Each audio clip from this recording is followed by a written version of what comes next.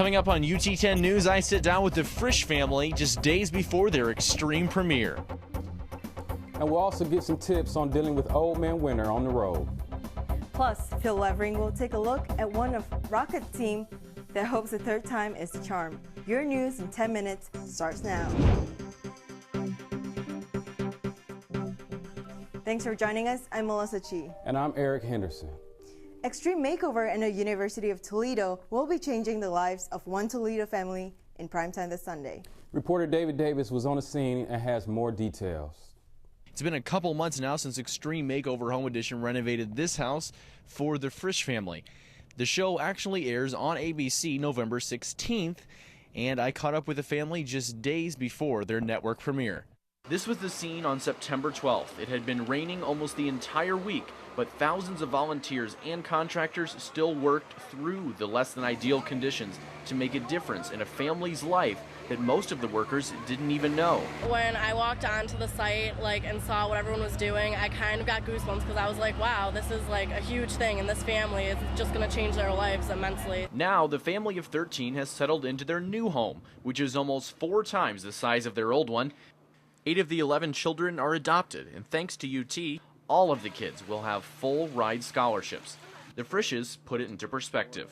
For them to come forward and say your children will be educated, that was, as a father and as the provider, an incredible load off of my mind.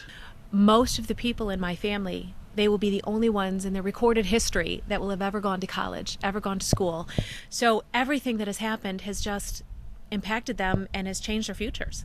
David Davis reporting for UT10 News. Some may not see the value of investing in energy-efficient products. I found one UT professor who thinks green at home and in the car. A physics professor at UT, Dr. Al Campan, has been living in this energy-efficient home for the past 4 years. The 2,600 square foot home in Holland, Ohio, cost about $360,000. What we wanted to do here was to show that you could have an ordinary house, but put solar panels on it and essentially be a zero user of grid electricity. About 55% of the roof is covered with solar panels, which cost about $50,000. And a typical bill would be, for this house, it's quite energy efficient. It might be about $100 a month.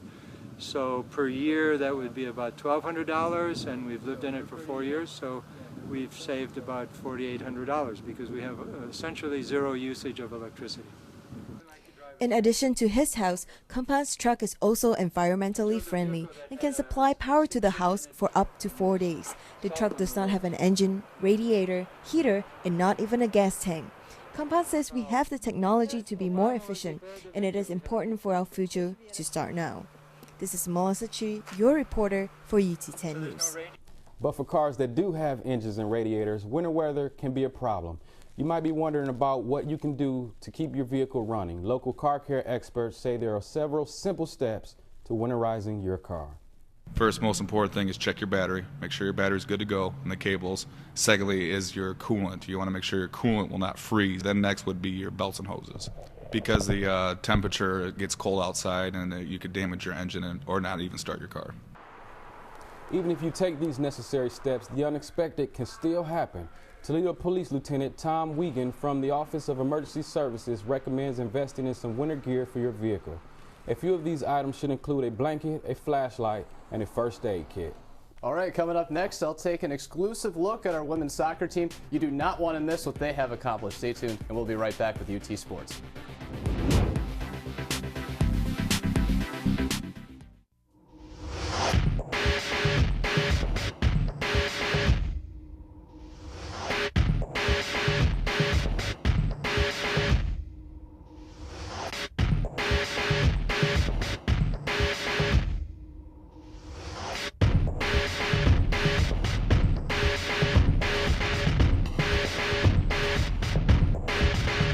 Rockets versus Miami, Friday, November 21st. See you at the game.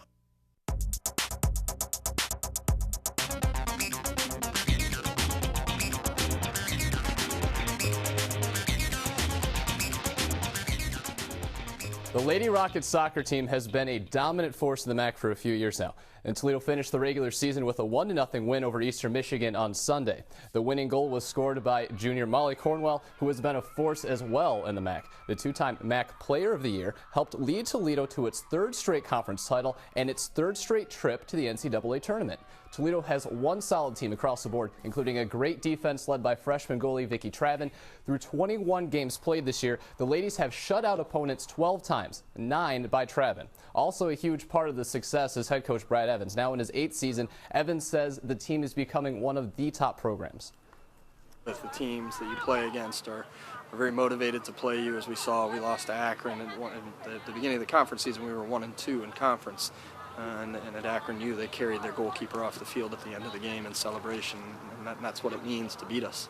The Rockets are about to take center stage in South Bend on Friday. The ladies face the #1 ranked Notre Dame Fighting Irish in round 1 of the NCAA tournament. The Irish have only given up 8 goals all season, and Coach Evan knows what his team is up against, playing the undefeated Irish. However, he expects his team to play their game and play it well.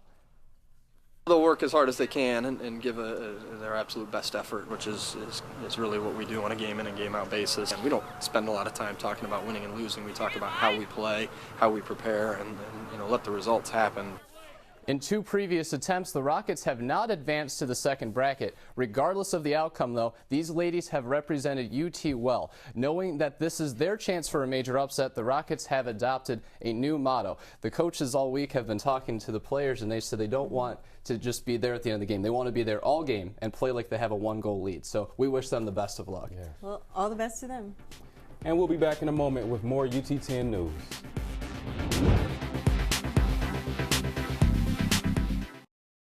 As a university, we offer students a broad education that helps them become contributing members of society. From inside the classroom to outside in the community, we teach students real-life skills such as teamwork, critical thinking, and effective communication. Here, we create some of the best thinkers and leaders of our future. To learn more, visit utmatters.com. Safety issues on campus have become a major concern in recent weeks. Reporter Matt Jasinski has a look at the measure UT is taking and whether students feel it's working. In addition to Blue emergency stations, UT has installed a campus-wide PA system and bought a text messaging service to alert students of safety issues. At a town hall meeting last Thursday to discuss the recent stabbing on campus, the lack of warning to students was addressed. UT Alert, the text message program, overloaded servers and was undeliverable until hours after the incident. Police Chief Jeff Newton says the outdoor PA system still has some bugs to work out. It was not as user-friendly as we would have liked. I think it's user-friendly in a training situation, in a sterile environment, but given the increased stress in an emergency situation, it needed to be better. Students are not convinced, however, that the new safety improvements to campus are enough. I know on the main campus they have police patrolling all the time, but here at Scott Park, you never see a cop or a security or anything like that, or even metal detectors.